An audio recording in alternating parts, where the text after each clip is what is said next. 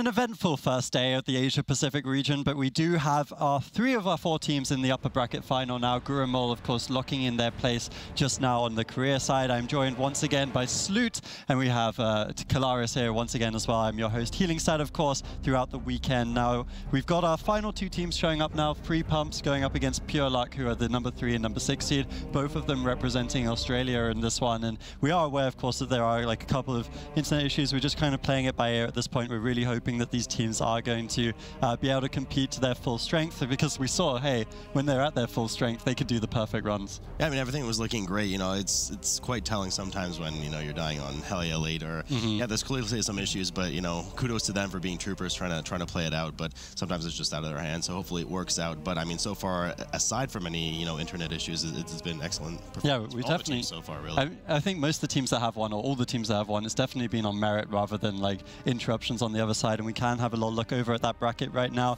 Gurumol, of course, the most recent team to make it into our round 2 of the upper bracket, or semi-finals, if you will. They'll be going up against the winner of this series, Free Pumps versus Pure Luck, and of course we have in the upper side of the upper bracket, Free Marcy versus Gulch Trotters. The teams that have been struggling a little bit, such as Sai, have, of course, they're still in the tournament, they'll still be in that lower side of the bracket, or also looking to see who they're playing up against. But this next series, Free Pumps versus Pure Luck, is going to be an interesting one. Yeah, and considering that we've seen a very close set of series so far, for the most part here, for today's tournament, I'm not expecting too much of a difference here either. I would expect it to be quite close, as you mentioned, number 3 seed going up against number 6 seed, and we were expecting to see very similar compositions from the entirety of the region coming into this weekend, so I won't be surprised if it was down that similar vein. Yep, we'll have to see, and of course we will be heading back to More of Souls for the final time in today's broadcast, most likely, unless the teams are selected at some point during since it will still be in the map pool for the lower side of the bracket. But definitely one of those maps where it comes down to practice makes perfect. These teams really have this one sussed out. Yeah, I mean, they just practiced it and did it so much in the time trials. So, I mean, these teams at this point probably have hundreds, I mean, literally hundreds of pulls in these dungeons, getting it down to, you know, anywhere between 4 and 6 pulls for the entirety of the dungeon.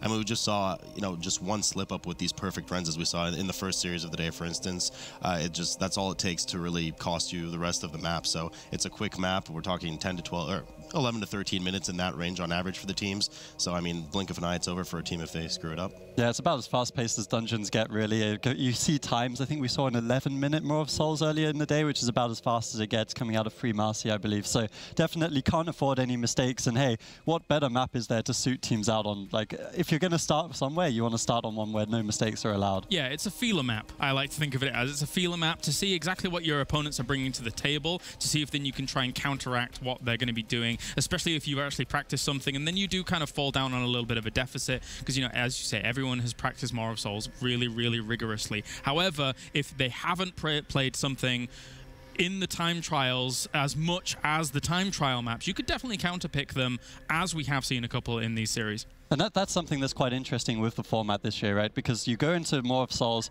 and you have to consider that whatever classes or like characters you're locking in that first map, you're stuck with them for the rest of the series. Like, you have to counter like whatever you're going to pick if you lose, but also what your team's going to pick if they lose. So if you do lose that first map, you're almost stuck, I would say, at that point, quite often at least. I mean, in a way, and Kalaris makes a good point too with the feeler map. I'll steal your turn. There you go. Is that, you know, you get the information from the other team, and like you're saying, Adrian, they're locked. That's it. These are the classes that they're using for the rest of this series. But, you know, we kind of mentioned it, yes, with the no healer series that we saw in China last week. You are kind of in a bad position if you're picking that second map as a return, because then the winner of the first map will then pick the loser for the third map too, so they have the advantage there. So there's a lot of pressure outside of just feeling out what the team is doing. There's a lot of pressure to really win that first map. There is a lot of pressure on it, and that's why it's so exciting to watch. We are ready to dive into that first map for the final of the first 4 series of the day. Now we're going to see, of course, Free Pumps versus Pure Luck. Free Pumps, little do you know, they come in as the number 3 seed in the tournament against Pure Luck, so definitely the advantage team coming out of the time trials. We'll have to see if that statistics comes into actual play when we head into More of Souls for the final of this first round of the regional weekend. Claris, as always with these maps that we've seen 100 times, we saw it last regionals, we're going to see it next week and the week after. We're going to see an entire pull everything with this first boss to Imran right here. And it's really just going to be about, as we discussed here pre-match as well, which team does it the cleanest. Are we going to have a death on either side, anything of that sort? Not surprised, of course, to see the double Blood DK and double Holy Paladins coming out from each of the teams. Double Windwalker Monk, well, one of them has already gone down, so they're going to have to get that res up as quickly as possible here on the side of Free Pumps. Now, double Windwalker is something that we saw a lot of, and another death going down already for Free Pumps. This is a bit odd. Oh, bit odd indeed. A lot of dip in health as well. But we do know that this trash in this dungeon isn't. We're 1% down on the Hunter. The DK going down as well doesn't proc that perg as well. But everyone's just spiking up and down, trying to stabilize with some of these bursting stacks right now. But as I was saying, we do know that part of the danger of this map, especially for a melee comp, is that there's just so much splash and residual damage coming out of these mobs. As we saw a lot of the danger with that Windwalker going down, unfortunately. Now they're stuck 4-manning the rest of this boss right now, slowly falling in percent behind Pure Luck, which is already at 30% mark on Imran. Yeah, you don't want to have to reset this boss, especially if there's outlying trash that hasn't been killed off fully as well. If you say to yourself, okay, we want to reset, if we've lost one person and go back in with a full 5, you've still got so much health to chew through. So focusing on Pure Luck now, an interesting composition that they've actually brought to the table here with that Moonkin, with that Fire Mage, and the Havoc Demon Hunter. So very, very different comps coming into this first game. Yeah, you don't see that typical Windwalker that we've seen pretty much all of the teams running in this series right now. Of course, Imran going down here for Pure Luck. They'll blow that horn right away and go down into the bowels of the ship, getting ready to do what is one of the more dangerous pulls on the ship, of course, because of these enclosed spaces. A lot of splash damage once again from the barrels. You have the Defiant Strike going out. Of course, you have the Deceptive Strike going out as well. On top of it, you have the Quaking to dodge as well. Good view here of the Moonkin. I'm sure Nagura backstage is very proud at the moment. With a little backpedal out of the just cleave in front of that mob as it does appear in front. And of course, as you mentioned, it's a really good point when you look at melee comps against range comps. At least range comps, even in these narrow halls, have a little bit more room to play with. Absolutely. So they will down this now. I don't think they pulled the Hounds on top of it, but the Hounds are quite dangerous on their own, and they want to make sure that they time the patrol from that Mariner that comes in and out, because they will have to pull that to the side with the Grime Walker a bit later on, as most teams opt to skip that way. Of course, on the side here, Imran down to 5% for Free Pumps. They will be able to down him momentarily and work down in the ships, but they got their work cut out for them, Claris, at this point. They really do. They really do. They're hoping for Pure Luck to have a bit of a harder time, maybe on the boat past Harboron.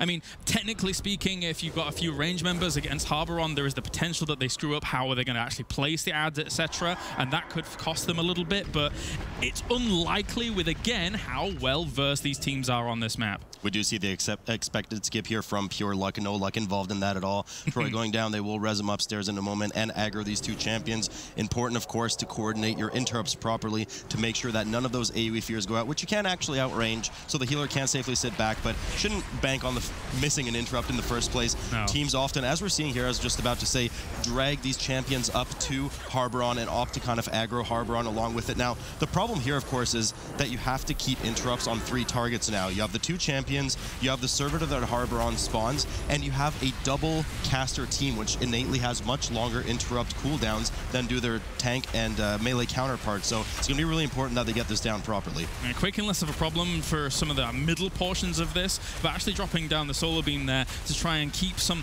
lockdown on this position for the moment. But they're still going to have to group up. Chaos Nova went out there as well to stun those ads as they're going to come out and deal with them. And obviously, you just want to dodge that scythe. Very easily dodged there. The mage, even dropping down the Rune of Power, has to dodge out of it, so losing a little bit of damage, but not much. Right, sure, Claris. Now, they do have to be careful with this kind of real estate restriction that they're getting from the Nether Rip. They have to constantly maneuver Harboron around the platform to make sure that they don't get trapped in a corner, because if they're separated from some of the ranged players, they could have the servitor or some of those extra ads spawn at a range, causing them to have to run through and support interrupt through some of that Nether Rip. In the meantime, of course, Free Pumps just now moving up to that double champion pack and getting ready as well to go up to Harboron, but they're not really closing that gap. This is the problem. And at this point, they gotta know that they're a bit behind, so they're gonna have to get some risky pulls in.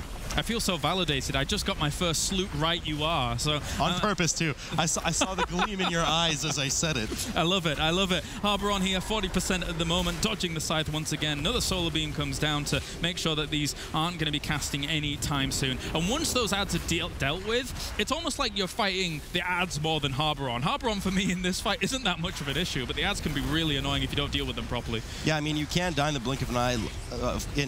The Scythe, too, I mean, it does a ton of damage. But you're right, Harbron is more of a secondary focus once it's at spawn. Kind of a cleave on the side. Free Pumps now just working upwards towards Harbron, whilst Pure Luck is, of course, at 15%. Dealing with their last servitor here, making sure to get that interrupt in, dodging that Scythe. Spider Bears does well there. And after this, of course, we're rearing up, excuse me, for that massive boat pull leading up to Skjold. Yeah, and it's not exactly the most traditional composition to then take that boat pull, so it's going to be interesting to see how they're actually dealing with that. Of course, yeah, the Blood DK and the Holy Paladin are always there. They're the staple. That's what you're going to see, and as they could throw down at those Sky Step potions. There we go. And they will be moving all the way up now to grab things into place. So Harbron going down, indeed, it was not love at first sight. They do grab everything at the edge of the ship, in the meantime aiming it down. And you know, advantage here, as we were discussing earlier, the Moonkin Beam is actually really, really useful as a result, because it's just, there's so many casting mobs. You have the Torrent going out, damage, healing, everything, but the champions are still involved here, and you got to make sure that you can't splash AoE interrupt some of those casts. So you have to hard interrupt them. They do well here, but they're starting to play on the defensive. The tank is already procced per, goes down in the meantime, Troy. Now he does have the checkpoint, of course, at Harbron's platform. Team doing well here to backpedal and get back to that tank so that they can alleviate some of that aggro. And thankfully, everything was already very low, so they didn't lose that tank halfway through this pack or anything like that to force that kind of reset, so they were able to deal with it very efficiently. But you're right, I mean, the Blood DK, the Moonkin, for me, it's shades of 2017, where it was a staple, Gorfien's grasp into that Solar Beam to deal with so many trash packs throughout the MDI, and it's really paying dividends here. It's working out well for them. They are kind of menacingly kiting around the top of the platform right now. It is working out for them. We still have the Fire Mage proccing that Cauterize, so a bit of lack of safety for a while from them. They do manage to clean it up and are now heading over to Skjold, which is the last 8% of the trash that they need. Of course, that Fog Wall will not actually dissipate until they finish off Skjold. In the meantime, Free Pumps now just working with the massive pull on the ship just starting, so they're going to have to, I mean, it's all eyes on them right now. If they want to catch up, they can't go on the defensive on this pull, and they have to crush it, much like we saw Free Marcy do in their series. They killed it so quickly, and with double Windwalker, you'd expect that they could do that. Yeah, definitely. Able to pump out a ton of AoE damage and also keep themselves alive very easily with that Touch of Karma, with that Diffuse Magic, if they're able to get into some kind of tense situations. But with Skjold being focused down now, again, it's very simple. He's going to blink, he's going to try and focus, hit someone, and then you can interrupt that cast to make sure you're negating as much damage as possible. You don't need to be super packed up here with the ranged DPS that they have available to them, so you're not really in a threat of bouncing that Quaking off each other either. And Pum's doing very well with it indeed. They do actually manage to kill all the trash. Unfortunately, a bit of sloppiness there with another death on the Windwalker. They release right away back at Harbron's checkpoint and are now heading over to Skjold. So they did close some of that gap in the meantime. Really well done by them. Lots of damage coming out of those two Windwalkers. But Pure Luck is already finishing off Skjold in just a moment, dealing with the rest of those skeletons, as Jack and I dubbed them earlier. And as soon as they're down, they're going to start that Helia RP. And at that point, it's just a matter of, you know, who's killing Helia on her second re-emerging phase of last phase. Almost a whole Skjold ahead, so not the best of positions for Pumps to be in, as of now we will see Helia emerging from the depths just to get started up, and obviously you want to jump down as quickly as possible, get that RP going, as it's not always triggered for them. But with all of this, it's the same kind of situations again. You know, you're getting those 6 tentacles. Once they're done, once the Destructors are dealt with efficiently, then you can transition to the next phase. And the Destructors are particularly important in this phase, as they do deal heavy melee damage to their current target, hopefully the tank in this case.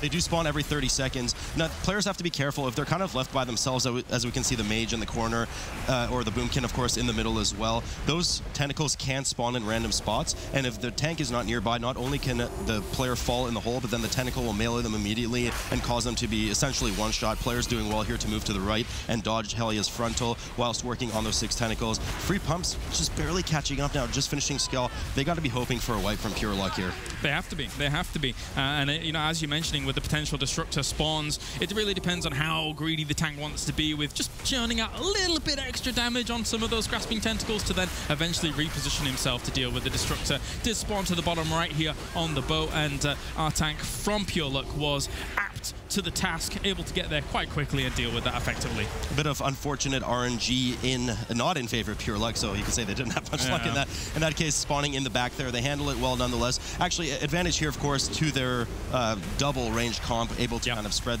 that Ignite. These do have a massive range, so that Ignite spread, and of course the Boomkin multi-dotting everything there, able to deal with that back Destructor Tentacle. Now finishing their 6th Tentacle, Pure Luck waiting for the RP and for Helia to re-emerge. Let's hope we don't get the same situation from our previous series, as obviously there was a wipe that I ended up going down here. One of the more uncommon locations to wipe, but for now should be fine. They've repositioned themselves towards the back of the boat, avoiding some of that AoE damage, and here comes Helia. Certainly don't want to be walking the plank with Helia now. It is important to note that Helia, you don't actually have to get her to 0% in this case. She will stop the fight at about 70.5%. Now, the goal for players is usually to get her down in one phase. You have 1 minute until she submerges, but I'm not sure how much they're going to be able to dish out. I don't think actually we've seen any of the teams so far, including the China regionals last week, be able to pull that off. Some got close in the 71, 72% range, but it would be a great feat if they could do it. And if Pure Luck doesn't manage to do it, it's really Free Pump's only hope to try and catch up. But in the meantime, another death going down for one of their Windwalkers. Yeah, it's very difficult to do, especially when you have to use Bloodlust in certain positions here on Maw of Souls to make it a little bit easier for yourself. One thing that is nice is that mages, obviously, if they have the ring available to them, can still have some of that haste buff effective for themselves, but everybody else is still kind of trapped in low man's land. Unless, of course, Havoc Demon Hunter maybe has Cephas available when the interrupt comes down, have a little bit of a haste buff himself, but it's minor compared to the overall Bloodlust. Important it is, of course, for the Havoc Demon Hunter as well to try and prioritize that interrupt, because you do want that extra resource from a successful interrupt for the Demon Hunter class. Helia just now submerging, unfortunately. Pure Luck will have to wait around for about 20 seconds, dodging the tentacles that emerge, whipping around in a circle, and of course the swirlies from that Frosty above Troy doing well there to pop the AMS just to get a bit of runic power and get ready for pumping that bit of extra DPS on Helia as she now re-emerges up for Pure Luck. Yeah, prior we saw that AMS used to great effect just to soak up some. Oh, but a death already going down on our Demon Hunter. Gets back on up. Mustn't have been able to anticipate the damage coming out and then dying off effectively. But yeah, as you're saying, the AMS is great. You can soak up some of the waves if you really want to deal with it, and that is dead. Pure Luck with the win for game number 1. Yeah, Helia was actually a 73% on the other side. They almost managed to burst it down before the transition. Those Windwalkers coming out huge. And that's something I wanted to touch on, because coming into the China weekend, we said Windwalkers, they're so crazy, they're so strong. And we might see a couple of teams running that double Windwalker, and this is the first time, and it doesn't pay out. I mean, it does and it doesn't pay out. You know, some of the sloppiness and issue they had was really just with that first pull. We saw that early death on one of the Windwalkers, double death right away. They got that battle res up, and then just insta death right away from that kind of just residual damage from all of that trash. But the Windwalker, the double Windwalkers, part of what really helped them catch up in that massive boat pull after Harboron. They just melted those mobs so quickly and were able to close some of that space and really make the match as close as it was. But ultimately, there's just too many kind of sporadic deaths all over the place that really cost them in the end. Yeah, so do you think then, with that said, the double Windwalker composition has like the, the strength of both composition and also like just the raw damage coming out of this roster that they could turn the series around? Oh, absolutely. When you look at that, it's a testament to how strong it is to say that the start of it went so poorly for them to then catch up in the way that they did. As you say, you said 73% at the very end or something like that, which is crazy to think of that kind of catch-up mechanic. But the way it went at the very beginning, those two deaths, very, very uncharacteristic of this level teams to be losing those members, especially since Windwalker Monk has great defensive tools available to them. So there must have been some catastrophe there of being cleaved down by some of the spells. I'm not quite sure what happened there. No karma was seen that day, but of course you can't afford those mistakes on Maw of Souls. We'll have to see if the team of Free Pumps can pull it back. Pure Luck, though, with a fair bit of skill additionally. The Australian number 3 coming through and taking game 1 against Free Pumps. Now, Free Pumps, of course, even if they couldn't ride the waves, they're going to need to ride the wind in this next game. They need to pull this one back if they are to stay in this, the upper bracket. We'll have to see if they can do it after this quick break.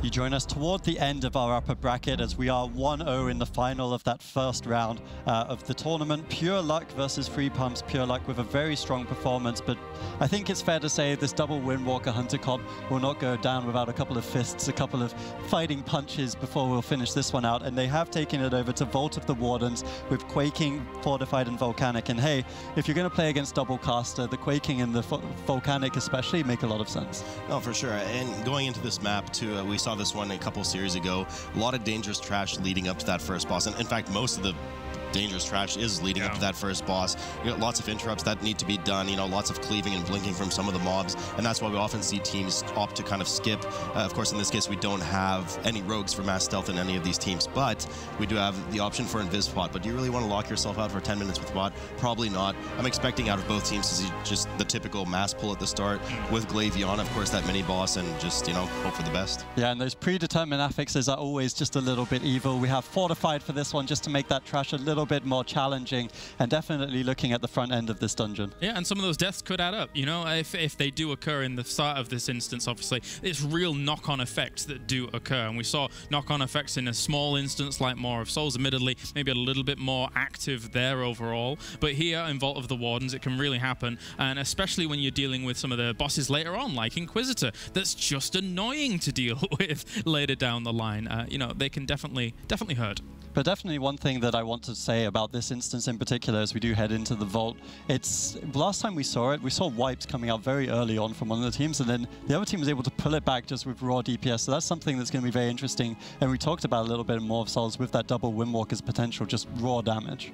Yeah, it's weird because the dungeon really shifts from a lot of cleave and AoE at the very beginning to just boss after boss after boss. Inquisitor, of course, having some cleave with the jails that he puts out, but then after that you just have Glazer and Ash Golem, which is really just a huge testament to single target. And then you skip a ton of the trash, you skip the Jailer, you skip a lot of the Dark Phase, and then once again it just gets into mostly a single target DPS fest as you reach Cordana. Yeah, I think you get up to like 60% trash or something as you get up to the Imp Mother or something like that. I can't remember the exact percentage, but it really shows how front-loaded the start of the instance is and how much you have to really focus on the trash there. So there's two big phases to the instance, and then later on maybe you got some spiders to deal with and who knows what. But other than that, yeah, the bosses are very important afterwards. It's going to be very interesting to see, and we are ready to load up into the game. I definitely wouldn't count out Free Pumps in this one. They may be down 1 after an unfortunate start to Maw of Souls, but of course with the double Windwalker and the Hunter, a lot of damage potential there. The number 3 seed from Australia, you've definitely got to give them the props on their map.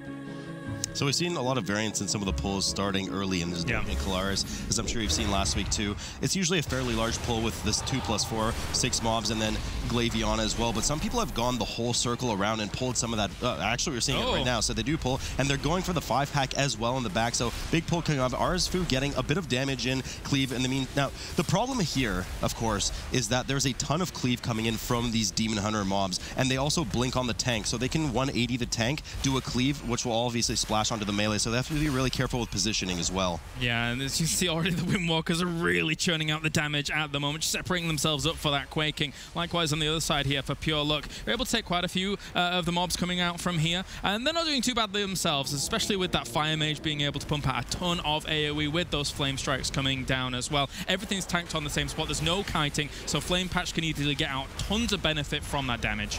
Notable to say as well that Free Pumps has used Bloodlust on that larger trash pull, while Pure Luck did not. They did a smaller pull, of course. They didn't opt for that 5-pack. Troy dipping quite low there, of course, getting that LOH right away on Glaviana. Once she hits that 50% mark, she will metamorphosize, dealing increased damage and starting to pulse AoE damage on the group. Of course, you also don't want to step in those fire pots as well. Tank getting so low, still no proc on Purg in the meantime. Free Pumps just pulling the rest of that large trash pull before Tirathon, the first boss of the dungeon. Yeah, they came around the corner as well to pull the extra little bits of the pack, and that means that, you know, it's technically a very risky pack. We actually saw, I think it was a full wipe earlier on in the day, but these Windwalkers are making mincemeat of it. So it's actually this Unleashed Fury cast, that is the one that wiped the group prior. If you fail to interrupt that, I mean, it's just an immense amount of damage. Essentially a one-shot on most non-tank characters in the group. Free Pumps now reaching Tirathon, as you said, 50% of the trash already done here. We are in a fortified setting, so Tirathon shouldn't theoretically be too much trouble for the group, but we are entering a 3-stage boss. Of course, where at 70% he will enter his Vengeance Demon Hunter stage, and at 40% enter the Havoc stage, where there will be pulsing damage on the group, similar to some of the trash that we saw earlier. Yeah, and eventually, you guys have mentioned it time and time again, but melee groups benefit in that when it goes into that vengeance state, because the chain comes out and you can easily stick with the boss. But actually, Hunter is one of the best ranged players, characters even I should say, to actually deal with it as well. You can still keep moving whilst pumping out a good amount of your rotation to then reposition with disengage and the little bit of extra speed boost that you get from it. Yeah, free pumps, you're right, their comp is well built for this boss. Subs pumping out a ton of damage as well as they start to circle around the base, and the Warglaives have gone down. Questionably enough, Terathon does regain Warglaives at 40%, even though the ones are still spinning around the room, so we'll have to find out exactly where he gets them from. Pure Luck now just only starting to work towards that dangerous trash. They haven't even pulled that Unleash Fury trash that they have to make sure they interrupt, so we'll have to keep an eye on them as they work around to Terathon. But Terathon dropping quite low already, entering that Havoc phase right now, and they're rounding out the last phase here. Free Pumps getting ready to pull the Imp Mother soon. Careful of the Eye Beam and make sure, as our Blood Death Knight falls quite low there while that's going on. The Eye Beam is going to occur in just a few moments' time. Dealt with the ads quite nicely. Of course, there is always that pulsing AoE as well that's going to have to be dealt with too. And the chain's getting quite close. Got to be a bit careful there. So you can see Subs now, of course, converting from that very offensive mindset, starting to reel it in defensively, having to heal a lot of the group here as they start pulsing down from that damage. Arsfu dipping quite low there. Luckily manages to heal back up, no fatality. Pure Luck now having pulled all of that dangerous trash, deals with it quite well. Ulfid goes down, and they soon will be rearing up to pull Terathon as well. But I mean, Free Pump's way ahead at this point. They did use their Bloodlust at the start in order to do that larger pull, and it seems to really be paying out for them. Well, the thing is that they can get another one in down the line, right? Which is going to help out nicely. The funny thing is that they're still so ahead, but they got quite unlucky with how that chain moved. You know, they lost a little bit of melee DPS there that was available to them. So pulling all of those imps, getting the Imp Mother down, just avoid the AoE cone that comes out from her end just a little bit, and wow, those imps sure died fast.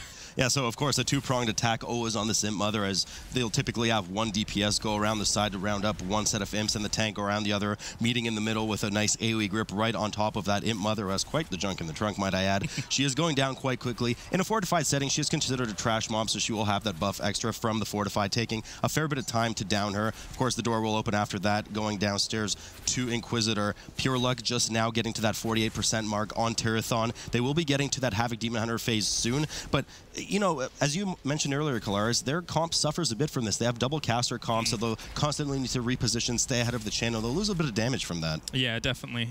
Especially, you know, something like a mage, as we've already mentioned with Rune of Power, if you don't cast it in the right position, that's why you kind of save it a little bit at some moments to actually position it in the right spot once chains have hit towards the edge of the walls and stuff like that. But now we're heading on down to Inquisitor, which I said it before and I'll say it again, it's one of my least favorite bosses in the entire game.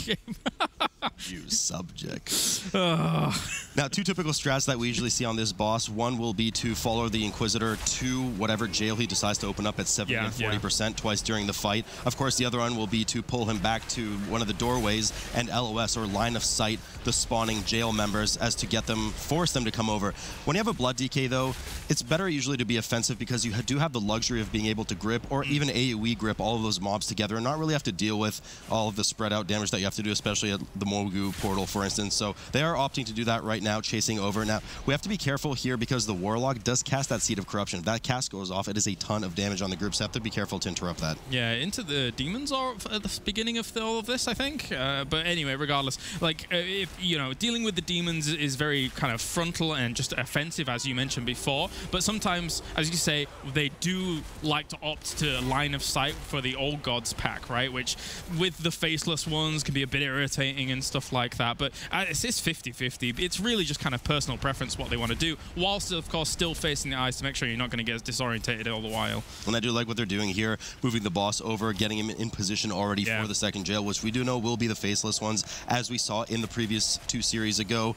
Pure Luck only now downing the Imp Mother, so they're a fair ways behind at this point. We're already starting to edge on that territory of we're hoping for a wipe on Free Pumps in order for Pure Luck to catch up. We haven't seen Free Pumps do any pulls on any of the surrounding Defiler dogs that we see at the top of the balcony there, which groups often do, especially in this non-bolstering setting, to try and get some of that extra trash percentage in. So a bit more trash that they'll have to work later, unless they have a more grand master plan for some of the trash that they pull, we have to keep an eye on it. Yeah, who knows? We've already seen some crazy stuff this tournament. We could see some later on. But one thing's for sure is that Free Pumps is looking very, very confident on their pick. Surprise, surprise. And, you know, whilst you were mentioning it before, that two-pronged pull on the Imps, you know, that's why Holy Paladin is so prevalent. There's these tools like the Blessing of Protection to have one of those DPSs be able to run around the other side to then pull them all together. It just pays off so much in so many of these instances to have those tools available. Free Pump's doing well now to kill off the last of those Faceless Ones trash. Doing well to avoid, of course, the gaze from the Inquisitor eyes in the middle of the room. We should mention those,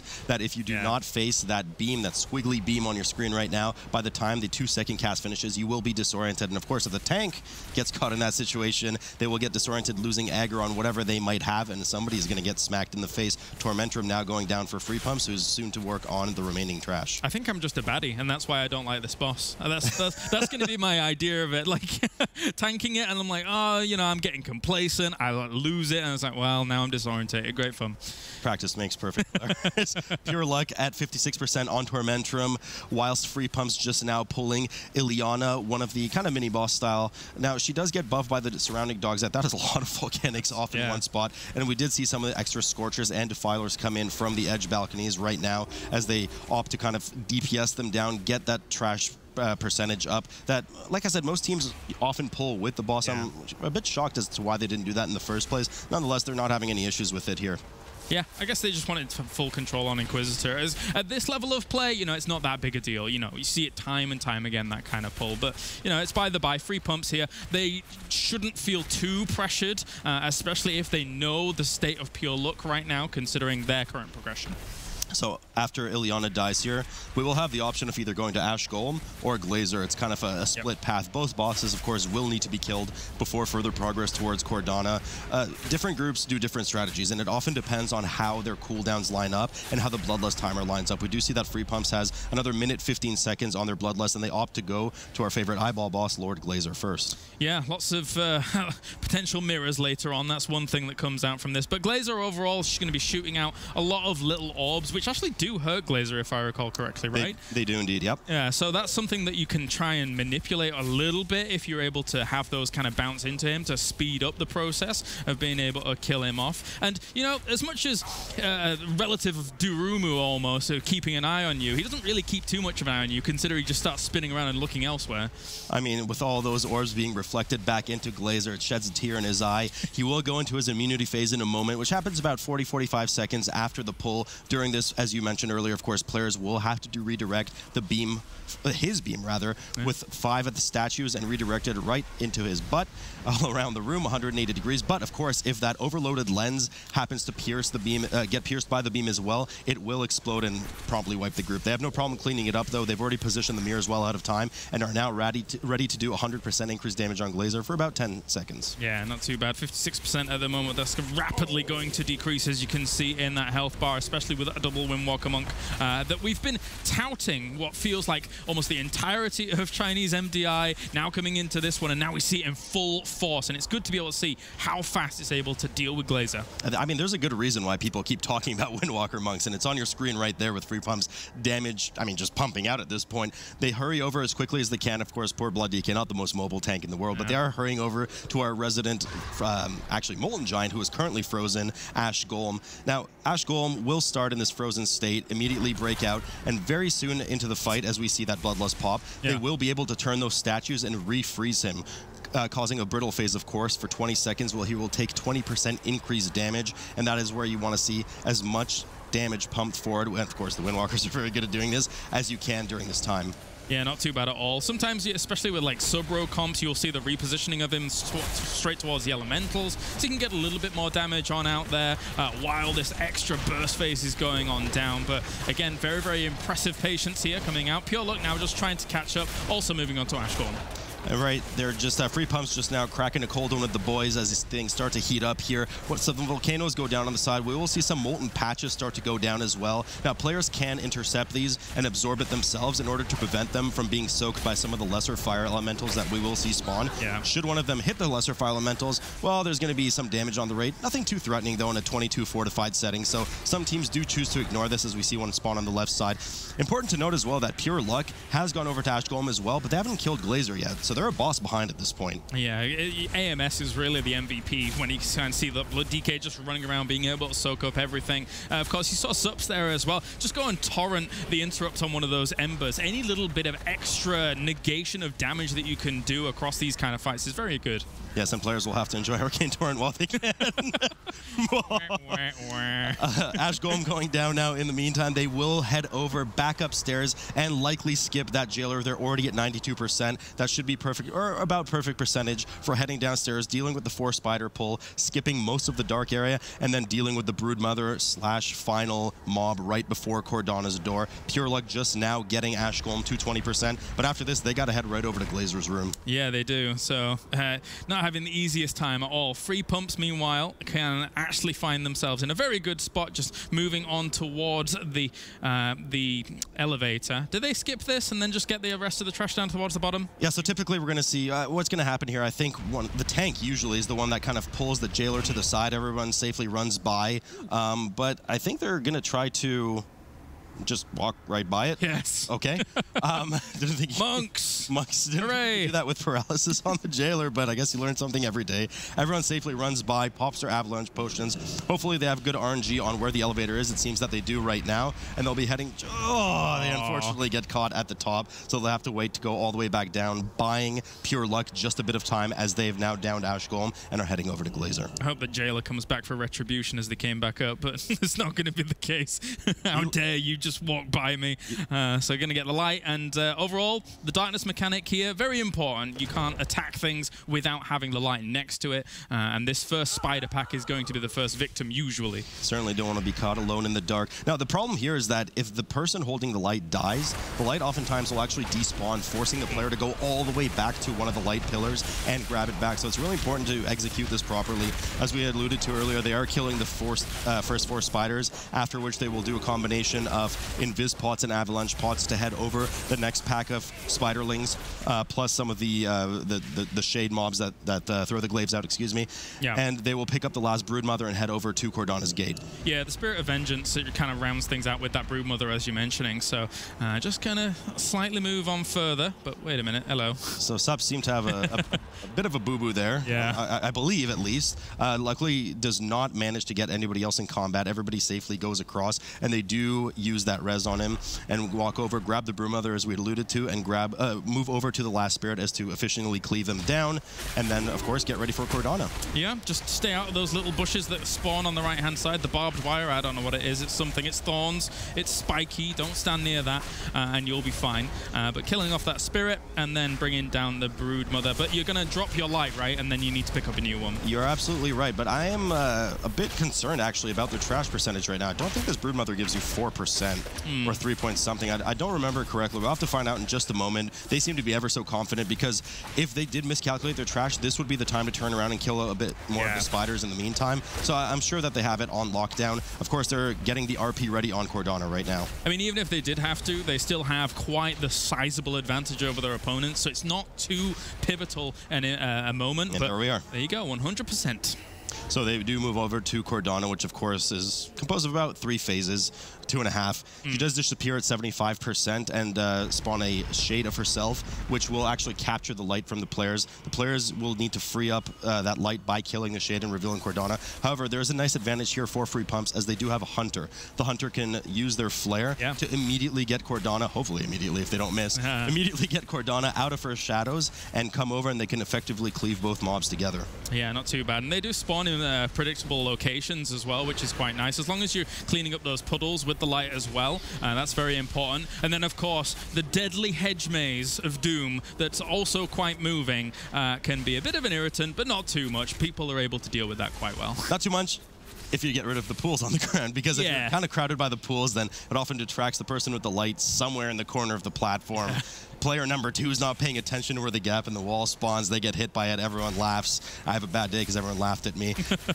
But yeah, so at 40%, we will see these 4 walls spawn. She does immune for 40 seconds during it. So during that, players will just have to do nothing but pay attention to the walls. And then, of course, she will go back into a vulnerable state, spawning another avatar in the far left corner from this camera angle that we're seeing, which you can actually stun in order to get rid of her immunity shield. Yeah, as long as you're there, right there and then as she spawns. But going to be able to deal with that first wall quite well, and didn't quite see where the gap was, but the players definitely did. But they did, and that's the important part. Exactly. They do deal with a bit of splash from that quaking, nothing too much to handle right now, especially because they're, I mean, essentially just AFKing. Yeah. Well, not really AFKing, otherwise they get hit by the wall, but they're getting ready for that final gap as they play it safe, and that is a good spawn for the final gap in the wall, as it will lead them into that corner at the bottom left of your screen as you're watching at home right now, which is always where that first shade does spawn. Cordana now vulnerable again. They will drag her over to that corner. Flare goes up immediately to make sure that you can detect that shrouded mob if you don't have the light there in the meantime. I like to call it strategically slowing down instead of the AFK move here, as they do move up towards that top corner to react as quickly as they can to that stun, get back onto Cordana, and it should be fine. Meanwhile, like, you have Pure Luck on the Broodmother. They are so far behind. It doesn't look like there's going to be a wipe here on Cordana Felsong unless they all get knocked off the platform somehow, but I doubt that's going to happen. If they got knocked down, they would probably just get right back up again, Claris. Yeah, I don't think they'd have any issue. That was a pretty one-sided affair. 3 pumps, of course, your victor in that game. And I mean, I even wonder how much of that was the map and how much of that was just the raw power of their composition, because, I mean, at the start, they did one of the biggest pulls I think we've seen in the entire MDI. They pulled the entire circle, like 40% of their trash pack in one pull, and very clean. I mean, it was just out the get-go that we were talking about. As soon as they did that pull, executed it well, and really showed the power of that that double Windwalker, which we saw in that big Moth Souls pull in Game 1 as well. This time they did it well. They pulled it off, no problem. It was just from there, the gap started and just kept widening. I think this is something that people are going to have to get used to as well, especially when it comes to potentially the NA and EU regions. This kind of style, this kind of speed is something that could be very, very prevalent in the upcoming weeks. Well, like you said in the cast, we might have to say goodbye to Arcane Torrent soon. Maybe some Windwalkers are going to be looking at this with a little bit of concern as well. But definitely well played by 3 pumps, and that was their map choice. This is, of course, now we are bringing to that question, is there a disadvantage to bringing those double Windwalkers? Because a lot of the other teams haven't been bringing them, and that's obviously going to be something that Pure Luck's looking into now, as they do obviously have the map and affix composition choice. Yeah, that's what we're just talking about, that huge advantage of winning the first game and then having pick on the third game should you not sweep the series. So, you know, all eyes right now on Pure Luck to make sure that they pick the map well, pick the affix well. I'm not even so much concerned about the affix, because affix seem to counter comps that usually have that no healer, as we saw. You know, it's a bit easier to counter. It's really just they're going to pick the map that they've practiced are most comfortable with, and they can just hammer home. And hopefully they catch pumps off guard. Yep, this is going to be an important one. It's been very interesting to watch, as all these series have basically gone to Game 3 aside from 1, but 3 pumps pump it up in Game 2 as their Windwalkers show us really, it's a class worth watching, right? It's definitely something that we're going to be seeing throughout this tournament, but it won't be a free win for them. Pure Luck, of course, have the map, they have the fortune, they have the affix on their side. It's going to be interesting to see what happens in Game 3, as we will after this quick commercial break.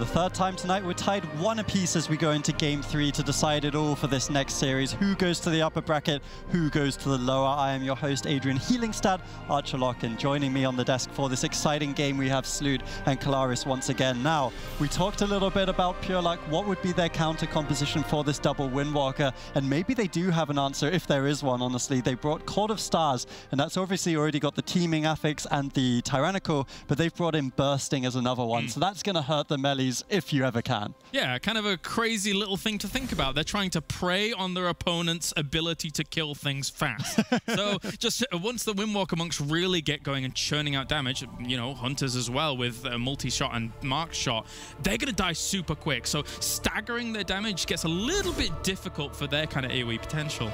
And what type of packs do you think is really going to be hurting there? Like, when you're thinking about Bursting, obviously, like, it does hurt that really burst damage, honestly, but where's that really going to hurt them in this instance? I mean, a lot of it will be front-loaded at the beginning of the instance. We have all those kind of worms at the beginning, and a lot of groups tend to do that harbor pull, a big pull there, so we'll have to see if teams decide to perhaps pull something else or maybe do half pulls, but there's going to be a lot of mobs there. The worms are the ones I always think about most because everybody's so excited to cleave them down, just swallow the mobs and kill them real quick, and then you just watch your bursting stacks go through the roof.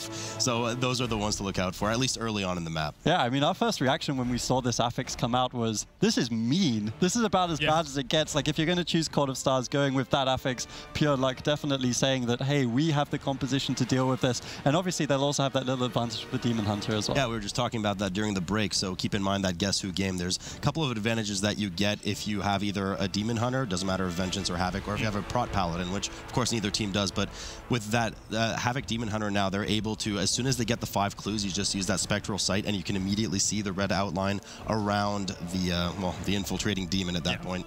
Yeah, well, so for the first time, because I think this is a really interesting one, it's been a close series. It's obviously the map choice of Pure Luck, but we're going against double Windwalker, so I'm actually going to put you both on the spot and ask predictions for this series. Who do you think is going to come out on top on Court of Stars? I'm going with Pure Luck.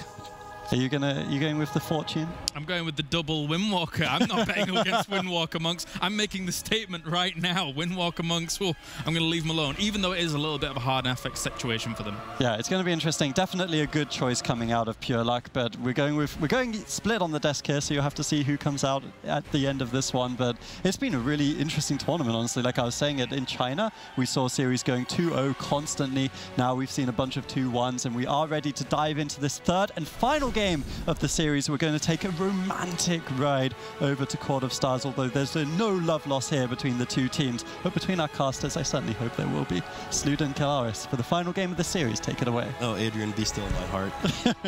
That was well played. I loved all that sequence. It was sick. He had it ready from the get-go. Yeah.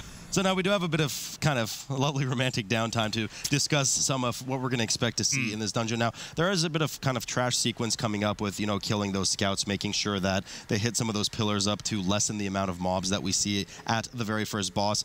You don't usually want to kill all of, or get rid of all of the towers because you do have a longer RP session unless you purposefully fail the kind of Guess Who game later, but we'll deal with that when we get there. Nonetheless, we do expect to see that both teams will try to incapacitate this first mob at the bottom of the stairs. Especially, we'll likely have a Repentance from the Holy Paladins. Of course, we do have the Imprison over on the Havoc Demon Hunter. It's just a waste of time killing this one mob by itself, Kalaris. Yeah, the Demon Hunter especially can just kind of fell rush forwards and get that Imprison down very quickly, so it kind of speeds up a little bit of the process if they really want to truly min-max everything. But I mean, it depends who gets off the boat first, I guess. As well they should, because they are in a tournament right now for money, so hopefully they do want to min-max. So off the boat they go. We do see the CC coming up in a moment. It's actually a stun off the bat. They opt to go up the stairs. Subs gets into the hut and immediately runs upstairs while Pure Luck is already upstairs. They do get a disorient, luckily, on that sentry. Now, there are 2 sentries here by account of it being teaming. Unfortunately, they do get a pull on the double constructs on the side, too. Not sure that's fully intended. Yeah, the constructs are scary, especially if you allow them to get their casts off and start like healing up in terrible positions. But already, a protection is going to be in that position, and they are going to leave that alone. Pure Luck just unlucky at the very start of the map here. Free pumps moving up and dealing well with those sentries. Nothing crazy about it. No constructs. Now, I'm noticing that they're actually opting to skip the harbor at this point. They're doing their hop over the ravine here, and this is where kind of all eyes will be on this bursting affix with the teaming. There's going to be a lot of damage from these worms here. You know, so far I'm not hating my prediction based on what we just saw, and I like that we have divided opinion. That's my favorite thing. Is it too late for me to switch my opinion? You can go. I'm okay with that. I'm glad we didn't raise the stakes as to the loser shaves their head. Now, moving on, Free Pumps going up over the bridge here, opting to pull the sentries, of course, on the side, which you can actually skip, but they just want to make sure they get rid of it, probably with some trash percentage as well. Keep in mind, of course, in the teaming affix, you do have to kill extra trash percentage in order to complete that 100%. We already see that Purg has progged on their Blood DK. After crossing this bridge, they'll have to do with one more teaming pack prior to pulling that first boss. Pure luck working actually on the harbor in the meantime that Free Pumps opted to skip.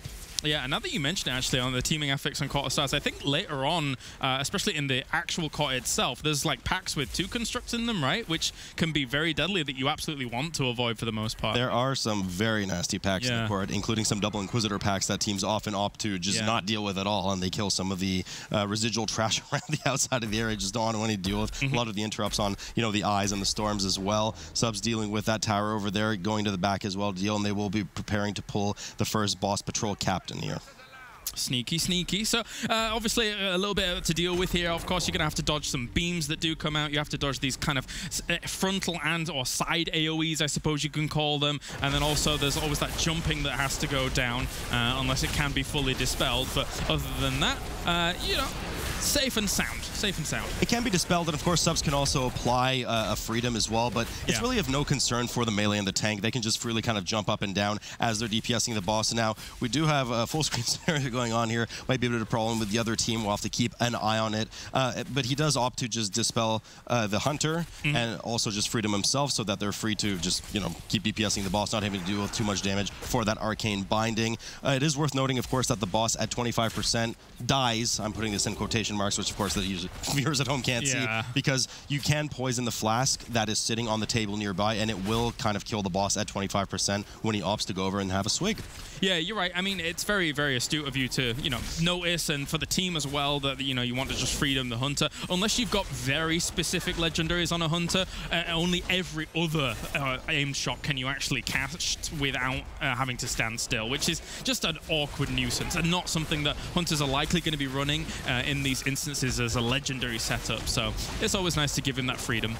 Right, you are. Captain Gerdo now going over to the flask, about to have a drink. Now, there's 2 ways to approach the upcoming scenario here. One is that you'll oftentimes have the teams go back towards the start and backdoor once that door opens up to the court, while usually, actually, the Holy Paladin is the one that triggers the event by running all the way up the stairs, or the teams will all, as a group, go up the stairs and start the court on the left side, of course, depending on your perspective from where you're looking at, but the left side of the court, let's say, going towards the second boss. So we'll have to keep an eye on which way they decide to go. We do have a guard come in on the side. They decide to pull the guard plus the little worm pack again, for that extra percentage. There's no bolstering threat here, so which is one of the worst affixes in this dungeon because of all the little worms. I'll have to deal with that. And I could already see some of the players trailing down below the screen while Sups by himself goes up, so they will be opting for that backdoor strategy. I mean, especially since having skipped the dock as well, just to get that extra little pack there next to the boss is quite a nice boon to have when you're eventually transitioning towards the court now. Meanwhile, Pure Luck does technically, yes, have that trash percentage available to them as a lead, but it's nowhere near the lead when you consider the position that Free Pumps is currently in. Yeah, so we do see Subs finally start the event, die on purpose, because once he dies, he will reach the checkpoint of that backdoor area where he can res right now. And Free Pumps actually now going for the harbor that they opted to skip earlier, a bit safer after they've killed that first boss and dealt with that kind of roundabout, believing that they don't really need the healer at the start of it, so they're okay to just deal with it while Subs triggers the event. Pure Luck just now dealing with the last pull before the boss. Yeah, it's just efficiency's sake, right? If you can do this whilst triggering, it's very nice. And as you can see, dealing with this at the same time, big trash though, while dealing with this boss too. This is actually really scary because if that construct gets his heal off, he heals everything surrounding it for 5% per second. So they have to make sure to interrupt the charge, otherwise it's just game over for them. The boss included, I mean, it doesn't care what kind of max health you have in terms of raw numbers, just a percentage-based heal. So interrupts and stuns have to be on point. Yep, and thankfully for them, they're not doing too badly against that. Whilst we see Free Pumps gearing up now to move in towards the court and start dealing with some of these bigger packs. Big damage coming out from Avalanche already there. Must have got some nice procs as the marked shot. Sometimes takes a little while to proc, but overall it gets going. Paladin is safely healing up all of that bursting, and this is one of those double Inquisitor packs that I was mentioning. Yeah. They're going to plan to. Now, we didn't see too much damage compared to the Hunter come out of the 2 Windwalkers in the previous pack, so I'm assuming that the Windwalkers are going to be pumping a lot of damage. You definitely want to deal with these packs very, very quickly. You can see that Blood DK making grip there, making sure none of the storms go off, wanting to interrupt the eyes as well. Now, name of the game in this court, of course, is that we have to strip the 3 mini-bosses away from Talaxay, the second boss. In order to do that, you either kill an Enforcer, or there's... actually, we can only kill Enforcers in this case. Yes. Of course, there are no random events. Yeah, exactly. As, you know, for prestige of the of the competition, there are no random spawned items event as we see in live servers, so they will have to deal with 3 Enforcers here. Yeah, and you can actually have, well, when we actually get to those, of course, they have a few mechanics that we can talk about, but already just continuing to grab as much trash as possible. You can see here that our Blood Death Knight is just attempting to pull as much together as possible, because you can really, some of these packs are very far apart, especially if you've got some in the middle, and once you've dealt with them, you're okay. The Enforcer, you want to make sure to LOS the Enforcer, of course, as one of the, actually really as anybody, because there's a ton of damage coming out with those pulsing casts, making sure to interrupt the Mistresses there. Actually, they didn't manage to interrupt it. Both Windwalkers there getting hit by that fell detonation. Pure luck now just being able to finally finish off Gerdo. We're going to have to keep an eye on them to see if they decide to do the backdoor strat too. Now, they've already dealt with the Harbor, so they can just go straight into this court trash, but Free Pump's definitely still ahead at the moment. Not to mention that there's a 7-death differential between the two teams. That's 35 seconds, and that's a huge amount of time. Yeah, it's a huge deal. And, you know, we're going to see Free Pumps here continue to eventually grab the Enforcers from the boss, etc. Sorry, and the Generals, I should say. And all of these guys really need, again, that LOS potential that you need. You know, we're bouncing around the corners to make sure that you're not going to be taking those big AoE damages. Of course, we have I'm a Kutcha here. I'm not sure who named that mob, but quite rightfully so. Lots of swords in her hands, all 4 of them, or 6 of them, I believe. They do have to get her down. Now, the reason that you have to strip the Generals from Talaxay is because while they're in a group, they have an aura that increases the health and damage of all the surrounding party members. So you want to make sure that the boss doesn't have any of those once you pull her, otherwise she'll be way too difficult to deal with. Pure luck now dealing with a huge pull. We do have a proc from the DK as well, but big pull in the court now that they've killed the first boss, and they're trying desperately to catch up in the meantime. Certainly a bigger pull than Free Pumps had at the start. Yeah, it seems like, especially with the the Blood Death Knight. Did he actually fully die there? He did, he did. I couldn't quite see from the range, but Gorfine's Grasp as well as that Solar Beam are going to work really well on a lot of those packs. Thankfully, though, the Death Knight doesn't spawn too far away. Spawns right at the gate, I think, right? Yep. So he can get back into action quite nicely.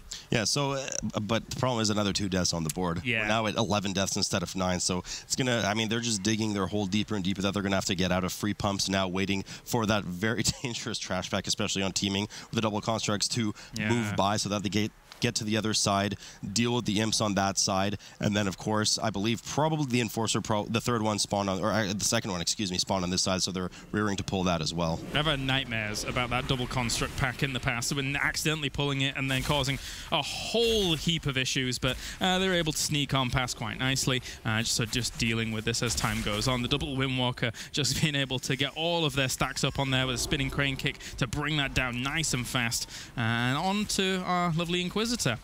Luckily, there's only one in this pack, so it's not too dangerous here.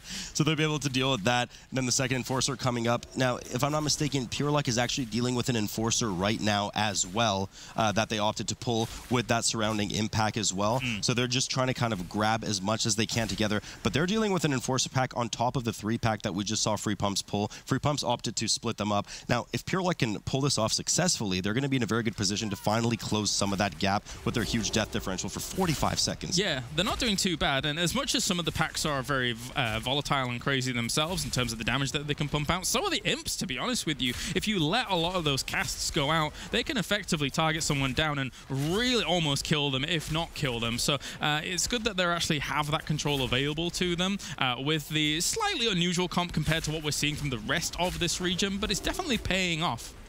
You love your Windwalkers.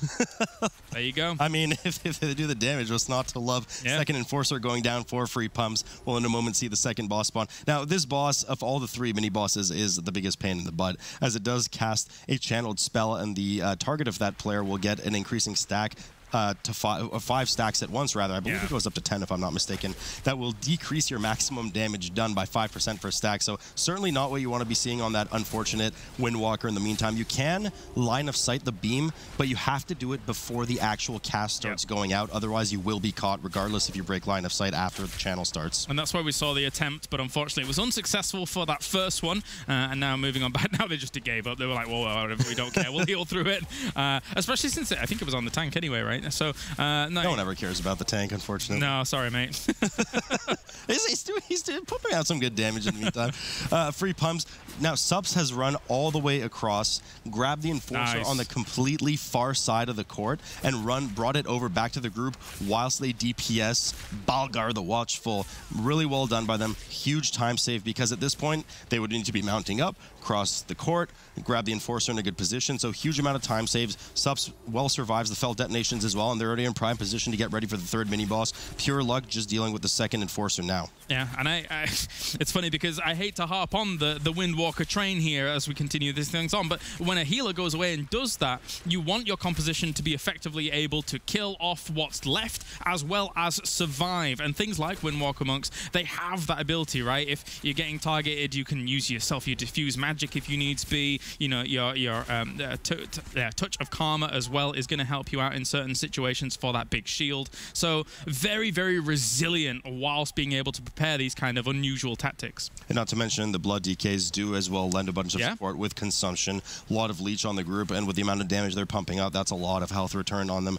They're just continuing to pull a bit more trash with the 3rd mini-boss to make sure that they reach that 100%, because after this last Fel Lord dies, they will have access to Talixay, the 2nd boss, and after that it's straight to Melandris, so there is no more trash left, except for that, of course, the hidden demon that they need to find. That does not give percentage, so they want to make sure they have that 100% prior to aggroing the 2nd boss. Pure luck just now dealing with the 2nd mini-boss. They still need to deal with the 3rd Enforcer and then the Fel Lord themselves. If Blizzard could just occasionally spawn Jaina in that room every so often and just really troll people, that would be the best thing out of all time, but unfortunately probably not going to end up happening anytime soon, you're right, they're going to be moving on to this boss, and this boss is pretty cut and dry for the most part, when people are just stacking up, kiting back as the fire is spawned, and then being able to deal with the small minions effectively. Yeah, so she does spawn, I believe every 20 seconds or so, she will spawn a group of 5 imps, similar to the imps that we saw in the trash. They need to be interrupted. I mean, this comp is so well built for it. 2 Windwalkers, they can split up leg sweeps for every wave. They're just absolutely going to destroy. Those packs are going to disappear.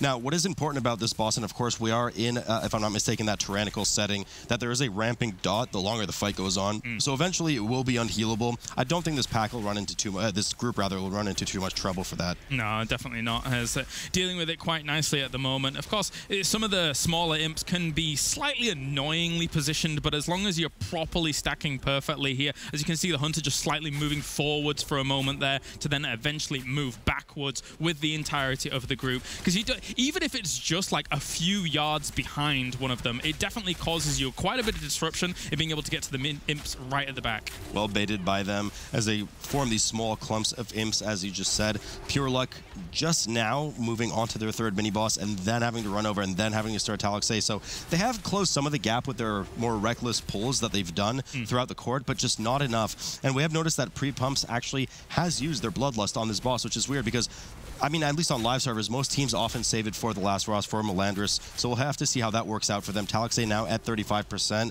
whilst Pure Luck is having some issues in the meantime, but Free Pumps trying to down Talixay and move on to the Guess Who game. Moonwalking Druid, man, it's the new thing, I suppose. But anyway, as this boss is almost dead, almost done with, and just kiting back as much as they can. It's just a small semicircle you almost fit here as in a tyrannical setting. In Fortified, it's barely even that. It's on like 1, 2, 3 spawns of those imps, and then you're totally fine. But Free Pumps right now has free reign over this game. I mean, they're pumping out the damage. Talixay now sub 10%. Last wave of imps that they're going to have to deal with here. As long as they keep those interrupts on the Wither right now, they should be absolutely fine. Those imps barely, I mean, they just spawned and they're down to 20% health already. Talixay going down now. So now, coming up in this sequence here, of course, they don't have the advantage that we mentioned for the Demon Hunter, but the name of the game now is that there is a dinner guest, an uninvited dinner guest, if you will, that is actually an evil demon. Ooh. Hidden, hidden as a Nightborn. And the only way to discover who it is to collect clues from around the room. You will have 5 clues that will hint as to who the demon is. You'll have to find the right one. They will lead you to a very secluded and romantic balcony, after which they will try to devour your face. Once that happens, you will have access, and once you defeat them, rather, you will have access to the last boss. Perish the thought, Sloot, that they get their hands on some of that forbidden souffle, and then they can only devour you instead of that souffle. You're not giving the demons that. But there you go. This is just talking to all these guys at the moment, and now they've marked who they think is the suspect. And it seems that they are leading them to said balcony right now. Now, this mob, not too dangerous. Eventually, if you climb up the ladder of, ridiculousness in terms of high Mythic Plus percentage, there will be some abilities that will just straight up one-shot. But in a 22 environment, they should be able to just cleanly sit there and kind of face tank and DPS this mob as much as possible. Only a couple of notables to really look out for here. You want to make sure that you dispel or freedom the cripple that goes on the tank, as it will decrease your strength by 50%. They want to get every ounce of damage as they can out. And of course, the Shadow Bolt volley. But by the time it ramps up in any form of too much damage for the group, it'll be long dead. Yeah, there's Carrion Swarm as well, but overall that's just going to be facing the tank and not really being too impactful on the rest of the group, so utterly fine there. And then once this is dead, you just want to start channeling one person picking up the keys to be able to go over to the door to trigger the lovely conversation. Keys do often open doors, Claire. That's correct. We are on the correct path here.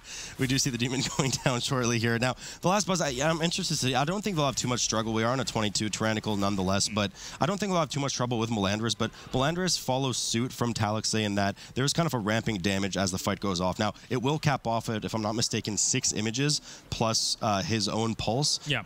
But as long as you can deal with that capped out damage, and we're going to probably see a lot of offensive play at the start from the Holy Paladin, they should be completely fine and good to go. Yeah, and you can bait certain abilities in certain spots to really kind of free up tons of room on this balcony. So maybe we'll see the Hunter repositioning those images, or at least forcing the positioning of those images as this fight goes on. As Alessander is going to go up to a high tower and play with some time or something, I don't know. Well, I've already met her once upon a time. Melandris here now. So there are 3 main abilities really to look out for. One is this kind of Blade Surge Charge, which will go on the furthest player away from the target, as you rightfully pointed out. The Hunter is the one to bait it out. And then we'll have to be... Ooh! Viviu getting a little too hasty there in the meantime, getting caught in that Piercing Gale that will not only shoot out in a complete line from the boss, but also from any images. So he gets caught in that, does quite a bit of damage. You have to watch out in the meantime for some of the storms and the Slicing Maelstrom. Now, the Slicing Maelstrom does AoE damage to everybody in the room, but will also do extra damage if you're too close to some of those images. As you can see, they're stacking them well there in the meantime. But the more images there are in the room, the more damage there's going to be on the group. Apt that a Windwalker Monk would be blown away in this kind of encounter, but there you go, one of them having fallen. But again, they have plenty of battle reses, so it wasn't like too big an issue for them as this continues on. Quite a lot of damage coming out, of course, with those slicing winds, but Serps is able to deal with that very, very well. And the continued baiting of this, as the Hunter is just walking around almost, and actually no, now is stacking them, so Avalanche is in a really good spot. Yeah, I mean, they're doing really well to bait here.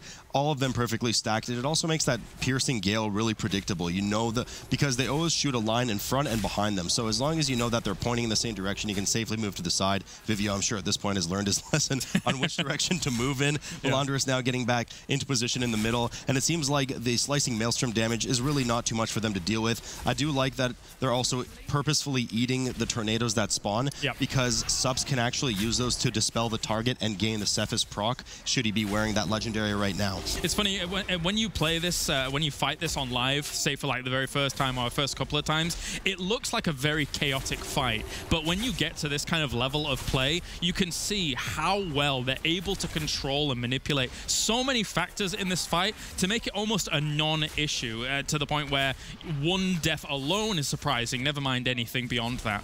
Yeah, no, they do very well here. I mean, it's just, you know, the Baladin bubbling here, cleaning up the rest of the storms is just so well organized. And you're absolutely right. It's a fight that at first glance is just so chaotic. Yeah, yeah. I mean, the first time I was like, what's going on here? What's all the wind? What's going on? But it's once you really learn the mechanics and master them, this is the kind of the result you get. Yeah. Flanders now dropping to 9%. In just a moment, he'll be down, and Free Pumps should be able to take the series without too much hesitation. Subs does well, as we alluded to go offensive at the start, and as that ramping damage increases from the slicing Maelstrom, go more defensive. Yep, Free Pump's able to complete the reverse sweep there, convincing full screen, I think, after some issues on the other side of the bracket. But, I mean, it was great to see. And honestly, all they have to do is, like, maybe clean up a couple of those issues they had on Maw of Souls, which is a very unforgiving instance. And they could be a top contender, not only for this tournament, but also for the global finals. Those Windwalkers just doing so much damage. That was a blip. That was really a blip at the beginning of Maw of Souls. And you saw, again, how quick, just to recap, just in case you've tuned in, how quickly they were able to catch up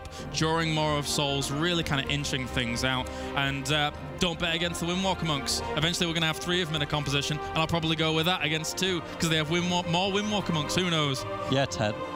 Don't bet against the Windwalker. Okay, fine. I'll shave my head, guys. Okay, I'll shave my head. I lost the bet. You did it already. It's amazing. They said it would grow You're back, a talented man, sir. yeah, I'm not sure if it's going to grow back or not. But anyways, Free Pumps, of course, they will be our 4th and final team in that upper bracket semi-finals. We haven't said goodbye to any of the teams just yet, and I think that's one of the great things about the double elimination. Like, some of these teams, the Psy especially, are one of those ones that you really want to see again, even if they have that unfortunate mishap in the first round. I mean, just like the China regionals, a lot of these teams really escalated from what we saw last year, and the gap between some of the top seeds and some of the bottom seeds has really closed, at least compared to the last MDI year. And of course, you're no stranger to it. Neither are you. I'm sure you've seen. So it's really, to a certain extent, it's really anyone's game, and anybody has a chance to get from that loser bracket and get right back to the winning series. And if you know, when you look at a lower bracket, it's a grueling task to go all the way from the first round of the lower bracket all the way up. But Psy is a team that actually has the chops to be able to do it. They had second seed. They have someone like Poom, who has proven on the world stage that he is a powerful contender for these kinds of things. And I'm sure that overall they're going to be looking at their first round. They're going to be saying, okay, that's kind of dust under the bridge now, whatever, water under the bridge, dust under the bridge. That's a really dry river, all right? But other than that, you know, they're going to be looking at that as an opportunity to prove themselves and get back up there. Definitely going to be difficult roads ahead for those teams in the lower bracket, but no one's out of it just yet. Free Pumps, though, will complete the reverse sweep, and they're definitely going to be a team to watch, not only throughout this Asia-Pacific regional finals, but quite frankly, the global finals as well, should they qualify. Now we've got our first round put to bed. We have to step it up a notch as we head into the upper bracket. We'll be heading to those 23 keys when we return, and of course we will have our world champions in our next series. Stay tuned to the Mythic Dungeon Invitational.